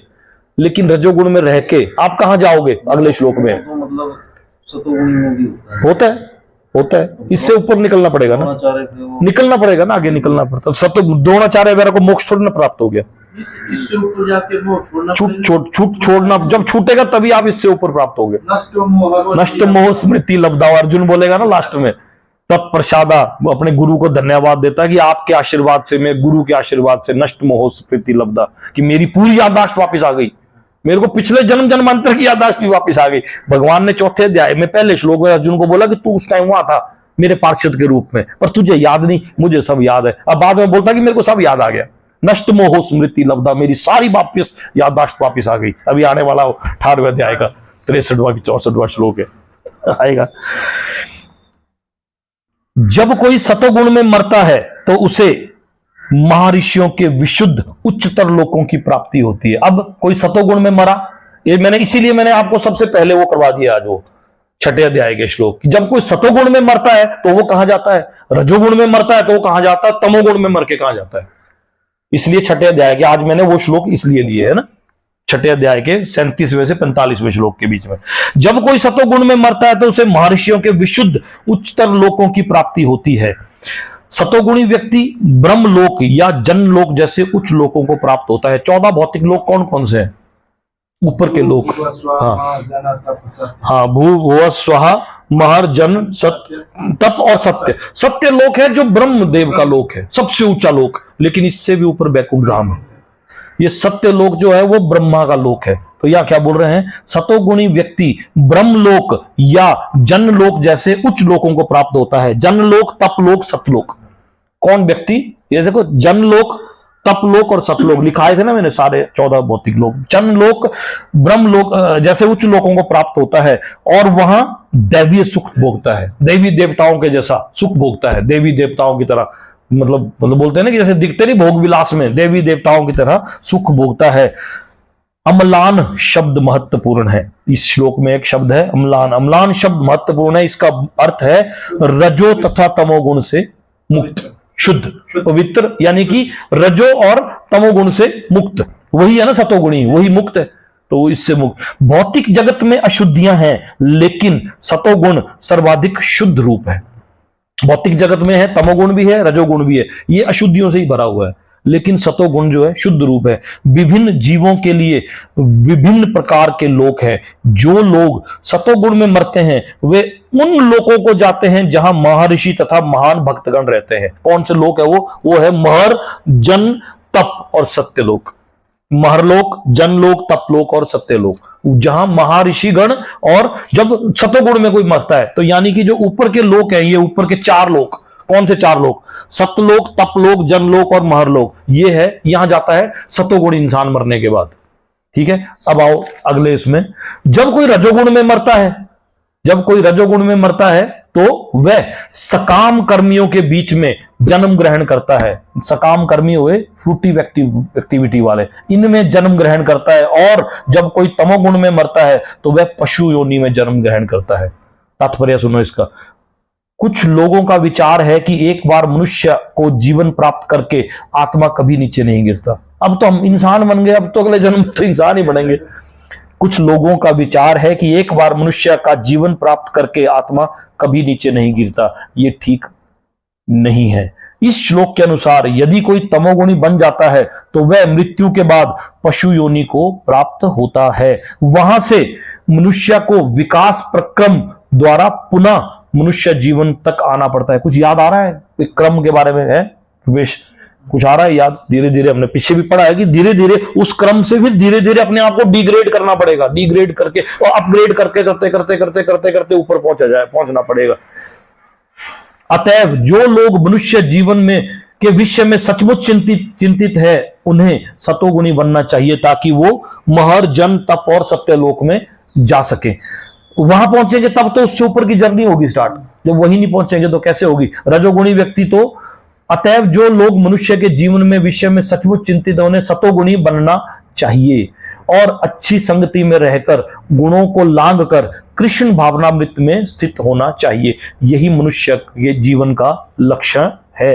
अन्यथा इनकी कोई निश्चितता नहीं है कि मनुष्य को फिर से मनुष्य योनि प्राप्त हो। श्लोक क्या था? जब कोई रजोगुण में मरता है तो वह सकाम कर्मियों के बीच में जन्म ग्रहण करता है। सकाम कर्मियों के लोग कौन से हैं? सकाम कर्मियों के लोग हैं ओम भूर्भुवः स्वहा। क्या बोलते हैं? ओम भूर्भुवः स्वहा, यानी कि भू, भूर्भुव और स्वर्ग। ये हैं रजोगुणीय के लोग। पृथ्वी, हाँ, अंतरिक्ष और स्वर्ग। बोलते हैं ना कि अब मेरे को स्वर्ग की अप्सराओं के साथ भोग करने को मिल गया ये, क्योंकि रजोगुणी व्यक्ति कहां जाना चाहता है? रजोगुणी व्यक्ति कभी भी ब्रह्म लोक थोड़ी जाना चाहेगा, तप लोक थोड़ी ना जाना चाहेगा। वो बोलेगा स्वर्ग मिल जाए यार, स्वर्ग मिल गया, ऐसा करेंगे तो हमको स्वर्ग मिल जाएगा। हूरे, जन्नत, हूरे, जन्नत की 84 हूरे, क्या बोलते हो, कितनी लाख हूरे, क्या 72 हूरे की 72 लाख, 72 लाख की 72 हूरे। तो जन्नत क्या है? स्वर्ग। तो रजोगुणी व्यक्ति की जर्नी जन्नत तक ही सीमित है। वो चाहता है कि मेरे को इससे ऊपर के लोग है ना, अंतरिक्ष लोक इससे ऊपर का लोक है और स्वर्ग लोक उससे ऊपर का लोक है। तो जो कोई सत्वगुण में मरता है तो उसे मिलता है ये लोक। कौन सा? भूर्भुव और स्वर्ग। ये 3 लोक मिलते हैं रजोगुण में मरने वाले को। और जो तमोगुण में मरता है उसे पशु योनि में जन्म ग्रहण करना पड़ता है, यानी कि उसे कौन से लोक मिलते हैं? अतल, वितल, सुतल, तलातल, महातल, रसातल और पाताल। और इससे भी नीचे फिर 28 प्रकार के नरक। इससे नीचे पाताल से नीचे भागवत में उस दिन में पढ़ रहा था तो आप लोगों ने किसी ने सुने नहीं। 28 प्रकार के नरक हैं। एक ही नरक नहीं है जहां तेल का कड़ा अकेला है, 28 मुख्य नरक, महानरक। तो उस भागवत में एक नरक और एक पाप पर कौन सा नरक आपको मिलेगा उसके बारे में। चोरी करेंगे तो कौन सा नरक है, उस नरक में क्या सजा है, भागवत में पूरी डिटेल है। 5वें अध्याय, 5वें स्कंद में, 5वें स्कंद में, 5वें स्कंद। झूठ बोलने पर कौन सा नरक, पाप करने पर कौन सा नरक, पीड़ा देने पर कौन सा नरक, सोना चोरने पर कौन सा नरक, किसी के साथ दगा करने पर कौन सा नरक, हर चीज के अंदर हर एक नरक के ऊपर 5वें अध्याय 5वें स्कंद में सारे 28 प्रकार के नरक जो मुख्य नरक हैं उनका वर्णन है। और उन नरकों में कैसे कैसे पीड़ा दी जाती है उसके बारे में भी है। तो यह बोला गया कि उनको फिर ये नीचे के लोग, पुण्य कर्म का फल शुद्ध होता है, 16वां श्लोक है, प्योर होता है और सात्विक कहलाता है। लेकिन रजोगुण में संपन्न कार्य कर्म का फल दुख होता है और तमोगुण में किए गए कर्म मूर्खता के प्रतिफल होते हैं, रिजल्ट इन फुलिशनेस। सतोगुण में किए गए पुण्य कर्मों का फल शुद्ध होता है, अतएव वह मुनिगण जो समस्त मोह से मुक्त है सुखी रहते हैं। लेकिन रजोगुण में किए गए कर्म दुख के कारण बनते हैं। भौतिक सुख के लिए जो भी कार्य किया जाता है, यानी कि material happiness is bound to be defeated, जो भी कार्य किया जाता है उसका विफल होना निश्चित है। भौतिक सुख के लिए आप जो भी कार्य करोगे उसका हारा जाना निश्चित है, क्योंकि उसका अंत ही कोई नहीं है। आज आपने एक मंजिल घर बना दिया, कल 2 चाहिए, 2 के बाद 3 चाहिए, फिर दूसरा मकान चाहिए, फिर तीसरा चाहिए, फिर चौथा चाहिए, इसलिए उसका अंत निश्चित। इसलिए यह कष्टकारक ही है। मालिक को धन संग्रह के लिए कष्ट उठाना पड़ता है और प्रासाद बनाने वाले श्रमिकों को शारीरिक श्रम करना पड़ता है। प्रासाद होता है घर, यानी कि स्ट्राइविंग टू कंस्ट्रक्ट प्रासाद होता है, बड़ी मतलब घर बनाने, प्रासाद बोलते हैं घर को ना, श्रम करना होता है। इस प्रकार कष्ट तो होते ही हैं। अतएव भगवत गीता का कथन है कि रजोगुण के अधीन होकर जो भी कर्म किया जाता है उसमें निश्चित रूप से महान कष्ट भोगने होते हैं। जो भी रजोगुण के अधीन कर्म करेंगे उसमें कष्ट होंगे ही होंगे। इससे ये मानसिक तुष्टि हो सकती है, एक मेंटल हैप्पीनेस हो सकती है कि मैंने ये मकान बनवाया है, इतना धन कमाया है, लेकिन ये कोई वास्तविक सुख नहीं है। जहां तक तमोगुण का संबंध है, कर्ता को कुछ भी ज्ञात नहीं रहता, अतएव उसके समस्त कार्य उस समय दुखदायक होते हैं, उस समय दुखदायक होते हैं और बाद में उसे पशु जीवन में जाना होता है। डिग्रेड करते करते वो तमोगुण की तरफ जाना होता है। पशुवधिक ये नहीं जानते, पशुवधिक हुआ पशु की हत्या करने वाले, वधिक है ना, ये नहीं जानते कि भविष्य में इस पशु को ऐसा शरीर प्राप्त होगा जिससे वह उनका वध करेगा। यही प्रकृति का नियम है। मानव समाज में यदि कोई किसी पशु का वध कर दे तो उसे प्राणदंड मिलता है। मानव समाज में यदि कोई किसी मनुष्य का वध कर दे तो उसे प्राणदंड मिलता है। किसी को मार दिया, किसी ने गोली मार दी तो जज उसको सजा देते हैं, फांसी की सजा देते हैं, प्राणदंड मिलता है। ये राज्य का नियम है। अज्ञानवश लोग ये अनुभव नहीं करते कि परमेश्वर द्वारा नियंत्रित ये पूरा राज्य है। एक छोटे राज्य के नियम को तो मान रहे हैं, नहीं यार मारूंगा तो फिर को सजा होगी, लेकिन परमेश्वर जो कि पूरे साम्राज्य का नियंत्रित कर रहे उस नियम को नहीं मानते। अज्ञानवश लोग ये अनुभव नहीं करते कि परमेश्वर द्वारा नियंत्रित एक पूरा राज्य है। प्रत्येक जीवित प्राणी परमेश्वर की संतान है। जैसे किसी की संतान है वैसे परमेश्वर की संतान है, और उन्हें एक चींटी तक का मारा जाना सहन नहीं है। इसके लिए मनुष्य को दंड भोगना पड़ता है। अतएव स्वाद के लिए पशुवध में रत हो रहना घोर अज्ञान है। वो जो 28 प्रकार के नरक हैं उसमें मांस भक्षण वालों को कौन सा नरक है उसका भी वर्णन है। उसमें उसका भी वर्णन है कि उसको कौन से कड़ाए है, कौन से रेत के वो है, उसका भी वर्णन है उसमें। मनुष्यों को पशुओं के वध की आवश्यकता नहीं है, क्योंकि ईश्वर ने अनेक अच्छी वस्तुएं प्रदान कर रखी हैं। यदि कोई किसी कारण से मांसाहार करता है तो यह समझना चाहिए कि वह अज्ञानवश ऐसा कर रहा है और अपने भविष्य को अंधकारमय बना रहा है। समस्त प्रकार के पशुओं में से गोवध सर्वाधिक अधम है, क्योंकि गाय हमें दूध देकर सभी प्रकार के सुख प्रदान करने वाली है। गोवध एक प्रकार से सबसे अधम कर्म है। वैदिक साहित्य, ऋग्वेद में, फिर विष्णु पुराण में, ऐसे में इनके बारे में बहुत कुछ बताया गया है। 17वां श्लोक है, सतोगुण में से वास्तविक ज्ञान उत्पन्न होता है, रजोगुण से लोभ उत्पन्न होता है और तमोगुण से अज्ञान, प्रमाद तथा मोह उत्पन्न होते हैं। 18वां श्लोक, सतोगुणी व्यक्ति क्रमशः ऊपर उच्च लोकों को जाते हैं। ये भी पीछे बताया। सतोगुणी व्यक्ति क्रमशः मतलब धीरे धीरे करके, पहले इसमें जाएंगे, उसमें फिर उसमें सतोगुण विकसित करेंगे तो फिर और ऊपर जाएंगे जैसे जैसे। लेकिन कुछ लोग उन लोकों में जाने के बाद भी रजोगुण विकसित कर लेते हैं, फिर वो फिर वापस आ जाते हैं। तो जब इंसान की अपग्रेडेशन होते होते वो स्वर्ग लोक को पहुंच गया, और स्वर्ग लोक में उसने सतोगुण विकसित नहीं किया और रजोगुण विकसित किया, तो वो स्वर्ग में अपने पापों पुण्यों के फल को भोगने के बाद फिर से वो ऊपर जाएगा कि नीचे आ जाएगा। ये पहले भगवान बता चुके हैं, है ना, पिछले श्लोकों में, कि वो बार बार निरंतर बार बार अप डाउन मृत्यु लोक में, ये धरती लोक पे अगर आपने सतोगुण विकसित किया तो आप ऊपर के लोकों में जाएंगे, अंतरिक्ष के लोकों में, और उसके ऊपर के लोकों में नहीं विकसित किया तो या तो यहीं रह जाओगे या इससे नीचे के लोकों में चले जाओगे। यहीं कैसे रहोगे? पशु योनि में, पक्षियों की योनि में यहीं रहोगे। इससे नीचे की योनियों में चले जाओगे, चांडाल, राक्षस, भूत, प्रेत, ये ऐसे बन जाओगे पाताल लोकों में ना, चांडाल राक्षस और उन सब के बलि के लोक और ये सब के लोकों में, बलि महाराज के लोकों में और ऐसे ऐसे लोकों में जहां आज भी बलि महाराज बोलते हैं कहीं राज करते हैं किसी लोक में, कोई एक है पाताल में, तो ऐसा है इसमें ना। सतोगुणी व्यक्ति क्रमशः ऊपर उच्च लोकों में जाते हैं, रजोगुणी इसी पृथ्वी लोक में रह जाते हैं, और जो अत्यंत ग्रहित तमोगुण में स्थित हैं वे नरक के लोकों में जाते हैं। इनके तात्पर्यों को आपने घर में भी पढ़ सकते हो आप ना। जब कोई ये अच्छी तरह जान लेता है कि समस्त कार्यों में प्रकृति के तीनों गुणों के अतिरिक्त अन्य कोई कर्ता नहीं है, और जब परमेश्वर को जान लेता है, जब वह परमेश्वर को जान लेता है जो इन तीनों गुणों से परे है, तो वह मेरे दिव्य स्वभाव को प्राप्त करता है। पीछे भी बोला था श्लोक में कि वो फिर मेरे जैसे दिव्य प्रकृति को प्राप्त कर सकता है। कौन प्राप्त कर सकता है? जब कोई अच्छी तरह जान लेता है कि समस्त कार्यों में प्रकृति के तीनों गुणों के अतिरिक्त अन्य कोई कर्ता नहीं है।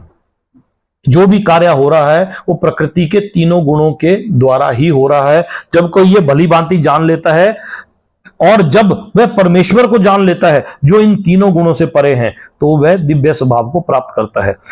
तात्पर्य लेंगे थोड़ा सा। समुचित महापुरुषों से केवल समझकर तथा समुचित ढंग से सीखकर मनुष्य प्रकृति के गुणों के सारे कार्यकलापों को लांघ सकता है। वास्तविक गुरु कृष्ण हैं और वे अर्जुन को यह दिव्य ज्ञान प्रदान कर रहे हैं। इसी प्रकार जो लोग पूर्णतया कृष्ण भावना भावित हैं, उन्हीं से प्रकृति के गुणों के कार्यों के इस ज्ञान को सीखना होता है, अन्यथा मनुष्य का जीवन कुमार्ग पर चला जाता है। प्रामाणिक गुरु के उपदेश से जीव अपनी आध्यात्मिक स्थिति, अपने भौतिक शरीर और इंद्रियों तथा प्रकृति के गुणों के अपनी बद्धावस्था होने के बारे में जान सकता है। प्रामाणिक गुरु के उपदेश से वह जीव अपनी आध्यात्मिक स्थिति और भौतिक शरीर, अपनी इंद्रियों तथा प्रकृति के गुणों के अपने बद्धावस्था होने के बारे में जान सकता है। वह इन गुणों की जकड़ में होने से असहाय होता है, लेकिन अपनी वास्तविक स्थिति देख लेने से वह दिव्य स्तर को प्राप्त कर सकता है, जिसमें आध्यात्मिक जीवन के लिए अवकाश होता है। अगला श्लोक है, जब देहधारी जीव भौतिक शरीर से संबद्ध इन तीन गुणों को लांघने में समर्थ होता है, तो वह जन्म, मृत्यु, बुढ़ापा तथा उनके कष्टों से मुक्त हो सकता है और इसी जीवन में अमृत का भोग कर सकता है। शुरुआत में हमने एक श्लोक पढ़ा था, उसमें भी मिलता जुलता यही था कि कौन जब देहधारी जीव भौतिक शरीर से संबद्ध इन तीन गुणों को लांघने में समर्थ हो जाता है। एक दूसरे अध्याय का 54 श्लोक था एक, जिसमें अर्जुन ने सवाल पूछा था। एक क्या पूछा था? दूसरे अध्याय का 54वां श्लोक, उसका आचरण कैसा है, उठता कैसे है, बैठता कैसे है, कैसे चलता है, कैसे क्या करता है कुछ ध्यान ऐसा है? कुछ याद आया कुछ ऐसा? हाँ, स्थित प्रज्ञा सखा भाषा, ये अर्जुन है। हाँ, ये है पेज नंबर 108, पेज नंबर 108, स्थित प्रज्ञा सखा भाषा समाधि केशव। अर्जुन ने कहा, हे कृष्ण, हे अध्यात्म में लीन चेतना वाले व्यक्ति स्थित प्रज्ञा के क्या लक्षण है? ऐसा कहा था, अर्जुन ने पूछा था सवाल, क्या लक्षण है, वह कैसे बोलता है, उसकी भाषा क्या है, वह किस तरह बैठता तथा चलता है? याद है कुछ? है मिलता जुलता? ये श्लोक अर्जुन ने उस वक्त पूछा था जब देहधारी जीव भौतिक शरीर से संबंध इन तीन गुणों को लांघने में समर्थ हो जाता है। ये भगवान एक्नॉलेज कर, उस वक्त तो दिया ही था जवाब, यहां भी जवाब उसी का दे रहे हैं कि हो जाता है तो वह जन्म, मृत्यु, बुढ़ापा तथा उनके कष्टों से मुक्त हो सकता है और वह इसी जीवन में अमृत का भोग कर सकता है। We are bound by the rope, गुण, हम गुण से बंधे हैं, प्रकृति के तीनों गुणों से बंधे हैं, रस्सी से बंधे हैं। इस श्लोक में बताया गया है कि किस प्रकार इसी शरीर में कृष्ण भावना भावित होकर दिव्य स्थिति में रहा जा सकता है। संस्कृत शब्द देही का अर्थ है देहधारी। यद्यपि मनुष्य इस भौतिक शरीर के भीतर रहता है, लेकिन अपने आध्यात्मिक ज्ञान की उन्नति के द्वारा वह प्रकृति के गुणों के प्रभाव से मुक्त हो सकता है। आध्यात्मिक ज्ञान की वृद्धि के द्वारा प्रकृति के गुणों से मुक्त हो सकता है। वह इसी शरीर में आध्यात्मिक जीवन का सुखोपयोग कर सकता है, क्योंकि इस शरीर के बाद उसका बैकुंठ जाना निश्चित है। जिसने आध्यात्मिक ज्ञान में उन्नति कर ली, उसे पता है कि अब मेरा बैकुंठ जाना निश्चित है, तो इस शरीर का वो और अच्छा उपयोग कर सकता है, लेकिन वह इसी शरीर में आध्यात्मिक सुख उठा सकता है। दूसरे शब्दों में कृष्ण भावनामृत में भक्ति करना भवपाश से यानी कि मेटीरियल एंटेंगलमेंट से मुक्ति का संकेत है। और यह अध्याय 18 में इसकी व्याख्या की जाएगी। जब मनुष्य प्रकृति के गुणों के प्रभाव से मुक्त हो जाता है तो वह भक्ति में प्रविष्ट होता है। अगला श्लोक है, अर्जुन ने पूछा। अब अर्जुन के मन में सवाल आ गया। ये देखो, ये इस श्लोक में अर्जुन के उस सवाल का जवाब था, वो जो उसने अर्जुन ने दूसरे अध्याय के 54वें श्लोक में पूछा था। इस श्लोक में भगवान ने उस सवाल का जवाब देते देते ये दूसरे अध्याय में जब 4 तरीकों से भगवान ने अर्जुन को समझाया था, तब अर्जुन के मन में यह सवाल आया था। आज फिर दोबारा आ गया। क्या सवाल आया? अर्जुन ने पूछा, हे भगवान, जो इन 3 गुणों से परे हैं वह किन लक्षणों के द्वारा जाना जाता है, उसका आचरण कैसे होता है और वह प्रकृति के गुणों को किस प्रकार लांघता है? दूसरे अध्याय का 54वां श्लोक पढ़ो। 54वां श्लोक पढ़ो। क्या था?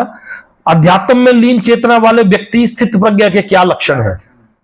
वहां भगवान ने जब भक्ति के बारे में बताया था चौथे टाइप में, तो अर्जुन रिकंसाइल किया था भक्ति के बारे में और पूछा था कि अध्यात्म में लीन चेतना वाले व्यक्ति के क्या लक्षण है। और यहां भगवान अर्जुन पूछ रहा है कि जो इन तीनों गुणों से परे उनके क्या लक्षण है।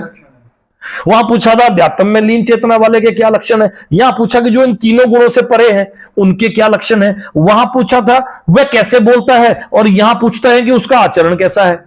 ठीक है, वहां पूछा था कि उसकी भाषा क्या है और वह किस तरह उठता और बैठता और चलता है, और यहां पूछा कि वह प्रकृति के गुणों को किस तरह लांघता है। अब प्रकृति गुणों का पता तो चल गया, सतो रजो और तमो। भगवान ने एक बार बोला कि इनसे ऊपर निकलो तब तुम मेरे पास आओगे। सतोगुणी हो तब भी तुम मेरे पास नहीं पहुंच सकते। क्यों? क्योंकि आप बंध जाओगे। सतोगुणी होने के बावजूद भी आप बंध जाओगे, ऐसा भगवान ने कहा। इनसे ऊपर उठना पड़ेगा तब मेरे पास आओगे। अब अर्जुन ने सवाल पूछा है कि जो इन 3 गुणों से परे हैं वह किन लक्षणों के द्वारा। नंबर 1, इसको राउंड करो। पहला सवाल, पहले 6 सवाल पूछे थे, 6 सवाल पूछे। क्षेत्र, क्षेत्रज्ञ, ज्ञान, ज्ञेय और क्या था? चेतना और पुरुष, प्रकृति और पुरुष। 6 सवाल पूछे थे। 6 के 4 के सवाल पहले दे दिए, जो का जवाब अब दे दिया। अब अर्जुन के मन में फिर सवाल आ गए। क्या कितने सवाल आए? 3 सवाल। नंबर 1, वह किन लक्षणों के द्वारा जाना जाता है। नंबर 1, इसको लिखो नंबर 1, उसका आचरण कैसा होता है। नंबर 2, और वह प्रकृति के गुणों को किस तरह लांघता है। नंबर 3 सवाल, एक ही श्लोक में 3 सवाल। अब ऐसा थोड़ी भी भगवान ने इसका मर्जी से जवाब दिया, स्टेप बाय स्टेप। पहले सवाल का जवाब देते हैं कि वह किन लक्षणों के द्वारा जाना जाता है। इसका तात्पर्य पढ़ेंगे हम एक बार।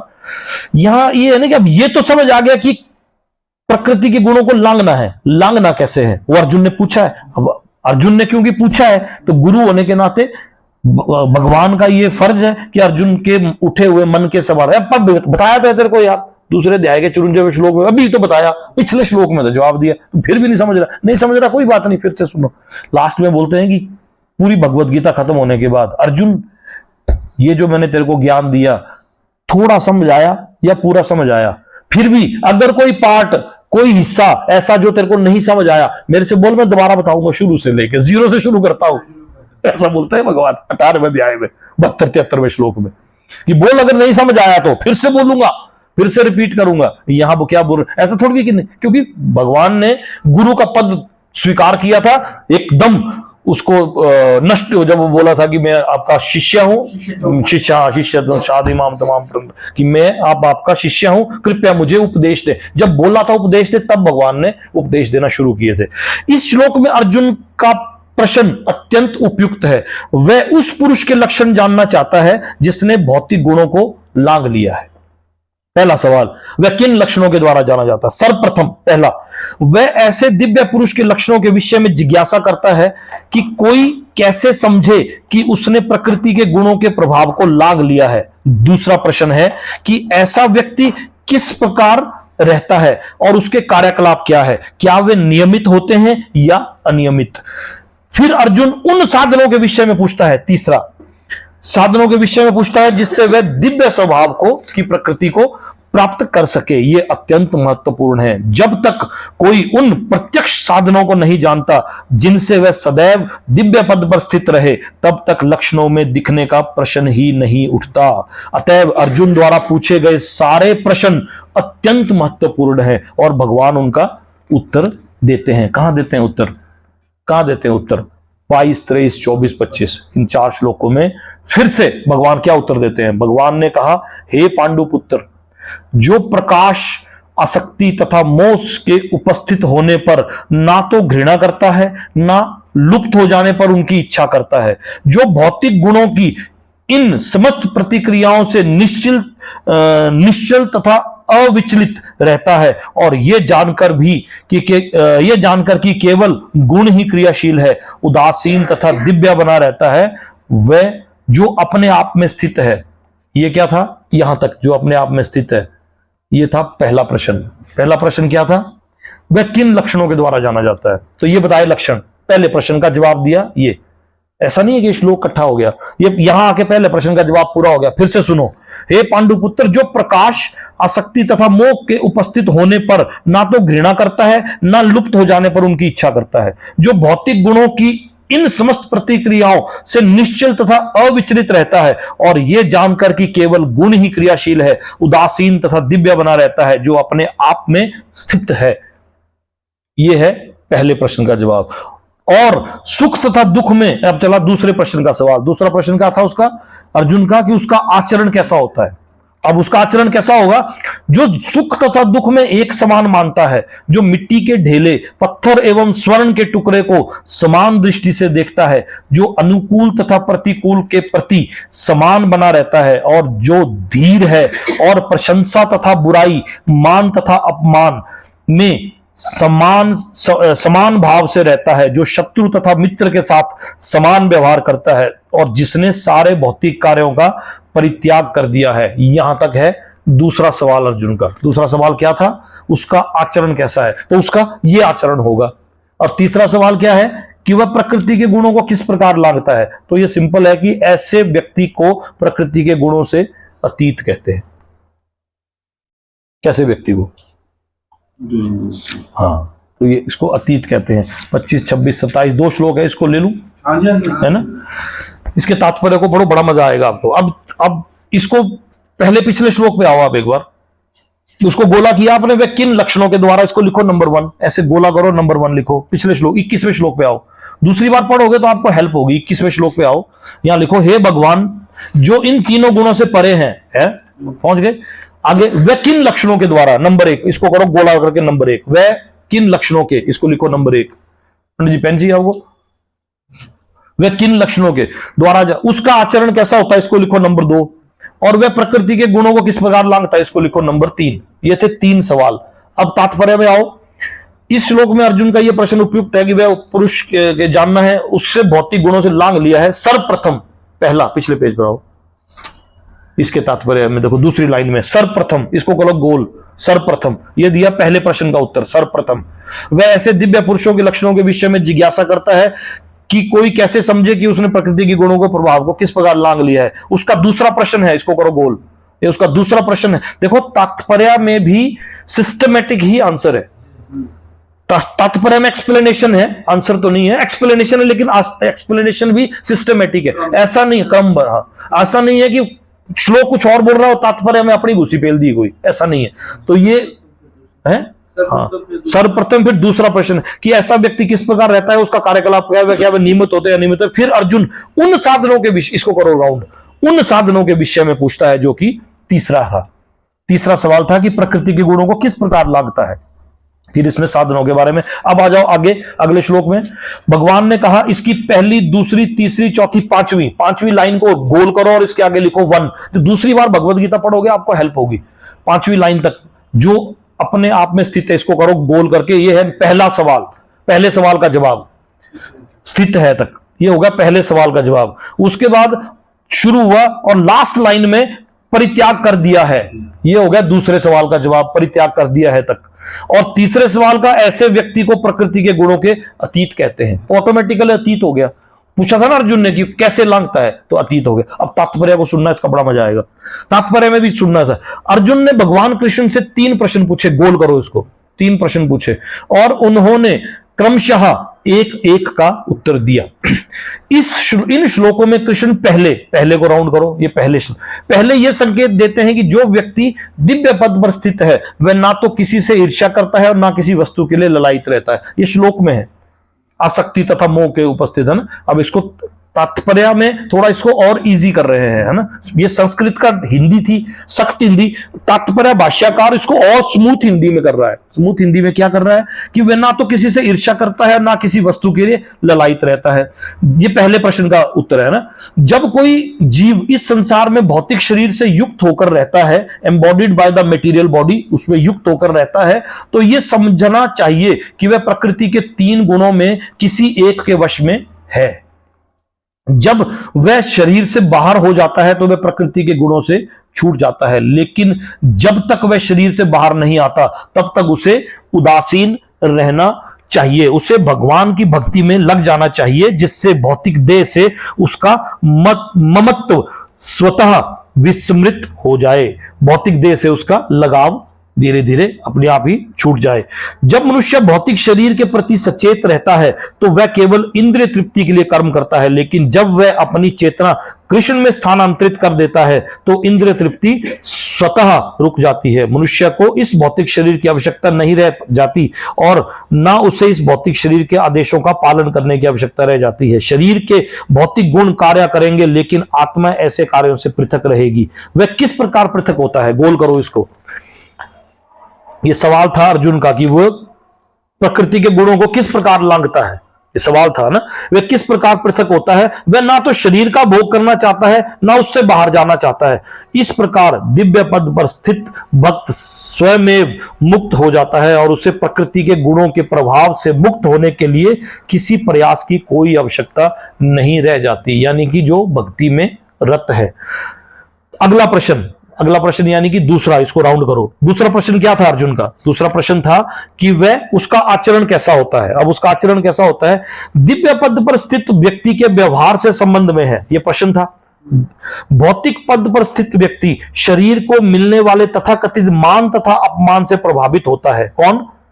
भौतिक पद पर स्थित व्यक्ति शरीर को मिलने वाले तथाकथित मान तथा अपमान, यानी कि फेम एंड इनफेमी, यश और अपयश से प्रभावित होता है। लेकिन दिव्य पद पर आसीन व्यक्ति कभी ऐसे मिथ्या मान तथा अपमान से प्रभावित नहीं होता।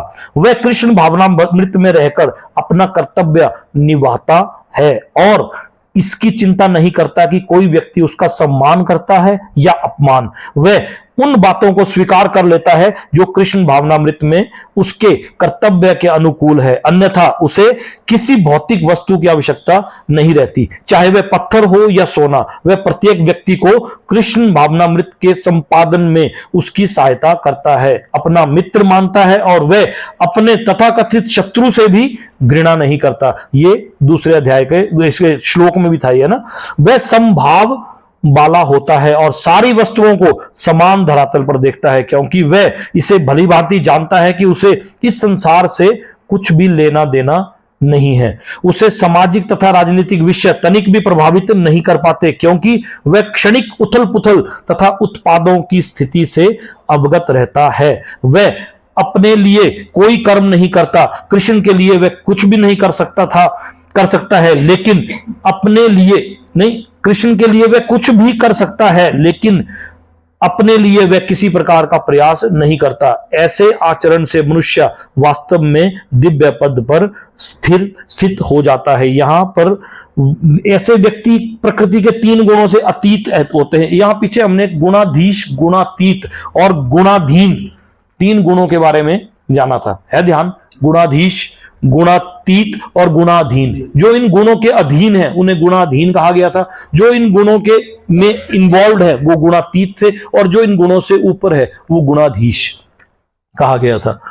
जो समस्त परिस्थितियों में अविचल भाव से पूर्ण भक्ति में प्रवृत्त होता है वह तुरंत ही प्रकृति के गुणों को लांघ जाता है और इस प्रकार ब्रह्म के स्तर तक पहुंच जाता है। तीसरा सवाल क्या था अर्जुन का? वह प्रकृति के गुणों को किस प्रकार लांघता है? यहां वो तीसरा सवाल का जवाब है, जो समस्त परिस्थितियों में अविचल भाव से पूर्ण भक्ति में प्रवृत्त होता है। अविचल भाव से मतलब कि बिल्कुल डिस्टर्ब हुए बिना पूरी तरह से भक्ति में प्रवृत्त होता है, वह तुरंत ही प्रकृति के गुणों को लांघ जाता है और इस प्रकार ब्रह्म के स्तर पर पहुंच जाता है। स्टेबल इन कृष्णा कॉन्शियसनेस, जो कृष्णा कॉन्शियसनेस में स्टेबल रहता है वो तुरंत ही प्रभाव से। एक बार हमने 12वें अध्याय का एक 10वां श्लोक था, अगर निकाल पाए आप एक बार तो मैं पेज बताता हूं कौन सा है वो। विराट रूप 12वें अध्याय का, तो हमने इस श्लोक के बारे में चर्चा की हुई है पहले ना।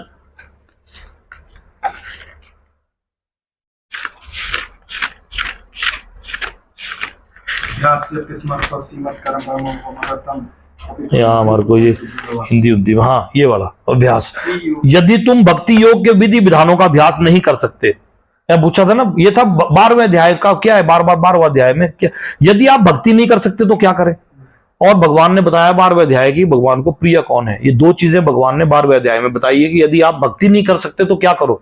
तो यहां पर था यदि तुम भक्ति योग के विधि विधानों का भी अभ्यास नहीं कर सकते तो मेरे लिए कर्म करने का प्रयत्न करो, क्योंकि मेरे लिए कर्म करने से तुम पूर्ण अवस्था सिद्धि को प्राप्त करोगे। और इस श्लोक में क्या है, जो समस्त परिस्थितियों के में अविचल भाव से पूर्ण भक्ति में प्रवृत्त होता है वह तुरंत ही प्रकृति के गुणों को लांघ जाता है और इस प्रकार ब्रह्म के स्तर पर पहुंच जाता है।